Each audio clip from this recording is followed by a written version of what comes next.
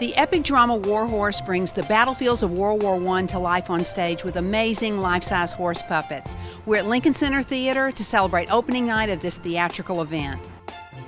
Your Broadway debut, how does that feel? Yeah, it's unbelievable completely. We pinching ourselves and I don't feel like I'm walking on the ground. I'll be so proud of everybody on the stage. It's just amazing. I feel amazing. It's so nice to finally have this play up and running and open, and tonight was incredible. The energy in the audience was so fantastic, and I'm so honored to be a part of this extraordinary production. It's actually probably the most fun I think I've had in an ensemble cast ever.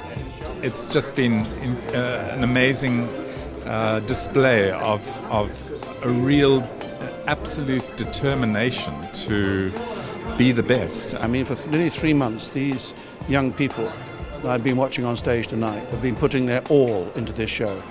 And what's lovely about it is there's no stars at all, except they're all stars.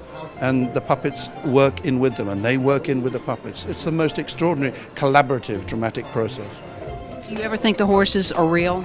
Oh, all the time. I was just telling someone that even though you're aware that there's these 3 men underneath right in front of you, you really just look at the horse and, you know, the eyes seem to have this intelligence in them and they feel alive and dangerous, and even when you're standing right in front of them. So from the audience, I can only imagine.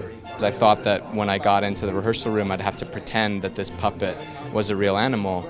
And as soon as I got there, I realized I didn't have to do any of that pretending, because the work that the puppeteers do is so remarkable and so nuanced and specific, and they become this horse, and not just any horse, but this character, this Joey. You see the puppeteers, you see what they are doing. They're very present, but we invite you to imagine.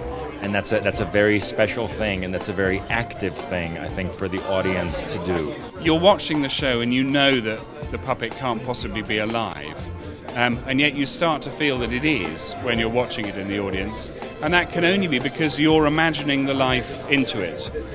So when anything happens then to that horse, people feel a lot, because it's like it's happening to a bit of them. It's an interesting challenge because the 3 of us together are creating one character, and in that sense we all have to be feeling and thinking the same thing. Did you realize you were creating something that was going to make grown men cry? No. What's it like to be in a show that makes grown men cry? Wow, that's a good question.